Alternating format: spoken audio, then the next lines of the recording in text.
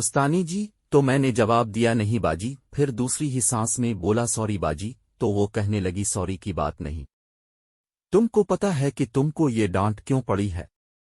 तो मैंने शर्म के मारे इसे कोई जवाब न दिया। कुछ देर तक वो मेरे जवाब का इंतजार करती रही, फिर बोले से बोली मैंने तुमको इसलिए डांटा था कि तुम्हारी बार बार ब्रेक लगाने की वजह से एक कार वाले ने मुसलसल हमारा पीछा करना शुरू कर दिया था। तो मैंने कहा लेकिन बाजी मैंने तो नहीं देखा। तो वो बोली यही तो बात है, ऐसी हरकत फरमाते हुए अगर तुम उधर उधर भी देखने की जहमत गवारा कर लेते तो मुझे तुम्हें डांटने की नौबत हरगज ना आती। तो मैंने शर्मिंदा सा होकर कहा आई एम सॉरी बाजी, और फिर मैं बड़ी शराफत से बाइक चलाने लगा।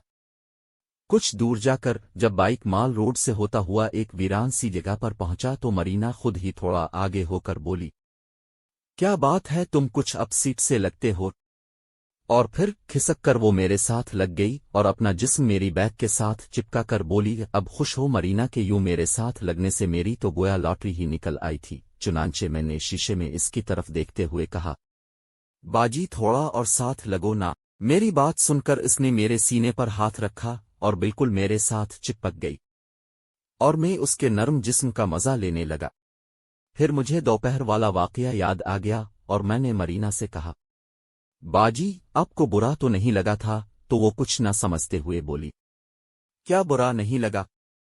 तो मैंने मुख्तसरा दोपहर वाला वाकया दोहरा दिया। सुनकर बोली अरे नहीं, वो तो मैं बस वैसे ही तुमसे शरारत कर रही थी। फिर वो बड़े मानी खेज लहजे में बोली वैसे तुम्हारी उंगलियां बड़ी महारत से चलती हैं, जिसे सुनकर मैं खुश भी हुआ और थोड़ा सा शर्मनिद भी हो गया। फिर मैंने बैक शीशे से इसकी तरफ देखा तो वो मुझे ही देख रही थी। मुझे अपनी तरफ देखते हुए देखकर कहने लगी आजकल तुम्हारी अरमीन से दोस्ती कैसी जा रही है? तो मैंने बड़ी अफसुर्दगी से जवाब दिया क्या बताऊं बाजी, जब से आप आई हो वो तो बिल्कुल भी नहीं लिफ्ट करा रही है। सुनकर वो कहने लगी हाँ मुझे खूब अंदाजा है, वो बचपन से ही बड़ी मोहतात लड़की है।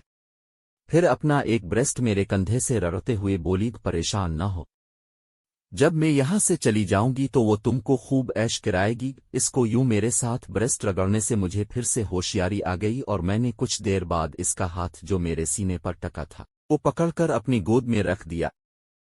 फौरन ही इसने अपना हाथ वहां से हटा लिया लेकिन बोली कुछ नहीं। कुछ देर बाद मैंने फिर वही हरकत की और जैसे ही इसका हाथ पकड़ा इसने दोबारा थोड़ा सख्ती से अपना हाथ वहां से हटा लिया। लिखारी शायद